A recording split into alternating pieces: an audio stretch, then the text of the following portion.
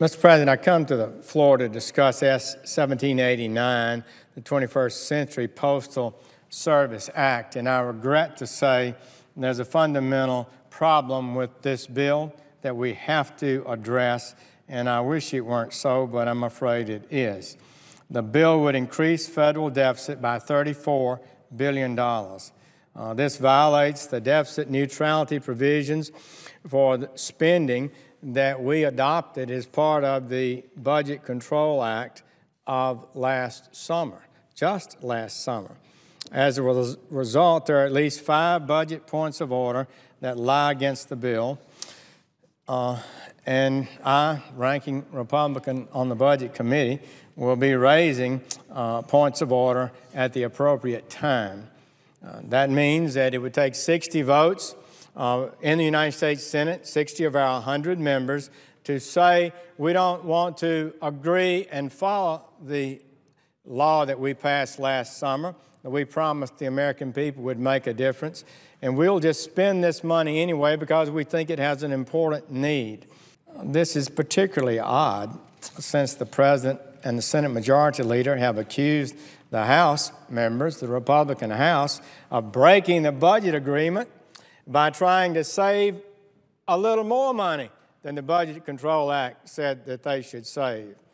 And this argument is not sound, of course. The debt deal established basic spending caps, basic limits, the maximum amount that could be spent on discretionary accounts. And not one word in that law prevents us or any member of Congress from doing the duty to try to save more money. So only in Washington does spending below a cap get you accused of breaking a deal, while spending more than the agreement explicitly states means people just look the other way. If this new spending is necessary, and I suspect some of it may be, then isn't it worth cutting spending somewhere else in this massive government to pay for it? Do we really have to break our spending agreement before the ink is dry on it? The first real bill on the floor of the Senate after the Budget Control Act agreement of last summer violates substantially the spending limitations of that act. So this is at a time when we're facing the 4th straight deficit in excess of $1 trillion, the 4 largest deficits in the history of the American Republic. Washington is in a state of financial chaos. We are in denial. We are not recognizing, owning up to the fact that there are limits on what we can do. You tell me how long we can borrow $1 trillion a year, how long we can spend substantially more than we take in and borrow the difference, adding to the interest payment of the government every year.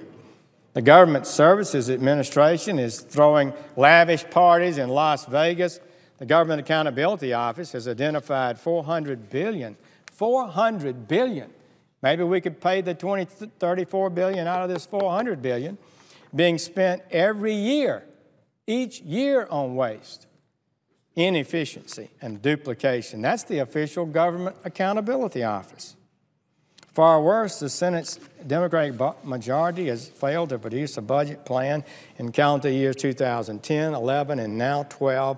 The fact this Sunday, in fact, marks exactly 3 years since the last time the Senate has passed a budget. A budget means responsible behavior. It means that we know there are many places we'd like to spend money. There are a lot of places we'd like to spend money. But since we know our money is limited, we adopt budgets, or we're supposed to adopt a budget. There's an absolute legal requirement that we do. It just doesn't require Congress to go to jail if they violate it. So it enforces Congress to make tough choices. Now we say the Postal Service needs more money, and we won't stay within our budget limits. We'll just borrow it and give it to them, knowing that this is not a responsible behavior. But hey, we don't need to make tough choices, do we? Because the Senate can't say no, and because the President refuses to exercise managerial discipline, we are set to spend another $34 billion in borrowed money. So the White House warns that Republicans want to cut too much spending. But the American people know the truth, and the truth is that we have never spent more money than we're spending today, and spend it more recklessly and with less accountability than we have been spending the taxpayers' money.